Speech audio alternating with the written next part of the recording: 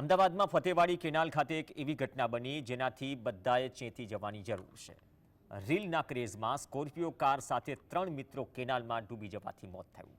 Police તપાસમાં સામે આવ્યું કે સગીરને ગાડી ચલાવતા આવડતી ન હોવાથી દુર્ઘટના સર્જાઈ।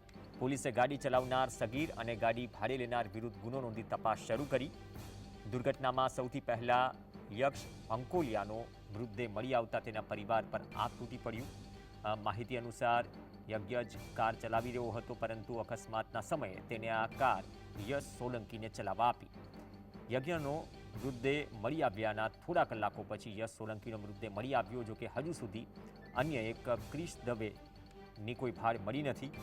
મૃતક યુવકોના પરિવારજનોના આક્રંદના દ્રશ્યો પણ રૂવાટા ઊભા કરી દે તેવા છે, કેમ કે સોશિયલ મીડિયા અને રીલ્સના ક્રેઝમાં આ પરિવારોએ પોતાના લાડકવાયા દીકરા ગુમાવ્યા છે।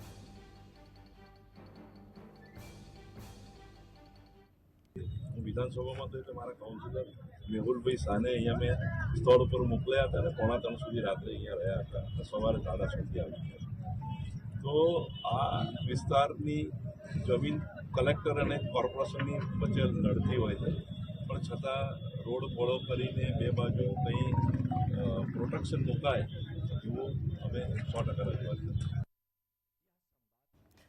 તો આજકાલના બાળકો અને યુવાનોમાં સોશિયલ મીડિયા પર છવાઈ જવાની અને પોતાનો વટ બતાવવાની ઘેલછા ભારે પડી રહી છે અને તેમના જીવને પણ જોખમમાં મૂકી રહી છે, જેને લઈને વાલીઓએ ખૂબ જ સાવચેત રહેવાની જરૂર છે।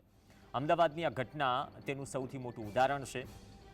મૌલિક જાલેરા નામનો યુવક સ્કોર્પિયો કાર સેલ્ફ ડ્રાઈવ માટે 4 કલાક સુધી ભાડે લાવ્યો।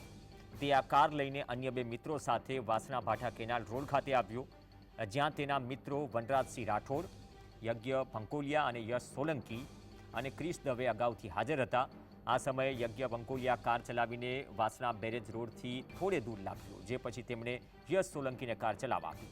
આ સમયે કારમાં ક્રિશ અને યજ્ઞ પણ બેઠા હતા। યશને કાર ચલાવતા નહોતી આવડતી, તેને યુટર્ન સમયે ભૂલથી બ્રેકની જગ્યાએ એક્સિલેટર પર પગ મૂક્યો, જેથી કાર સીધી કેનાલમાં ખાબકી। દુર્ઘટનાની જાણ થતાં જ આસપાસના લોકો દોડી આવ્યા અને ફાયર બ્રિગેડ તેમજ પોલીસ કંટ્રોલ રૂમને પણ જાણ કરી।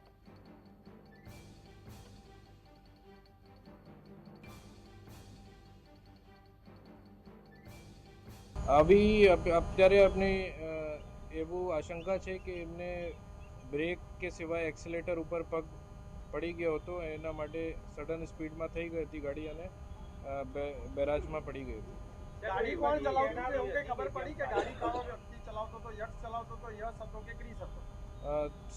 બે સગીરમાંથી એક સગીર હતા જો ગાડી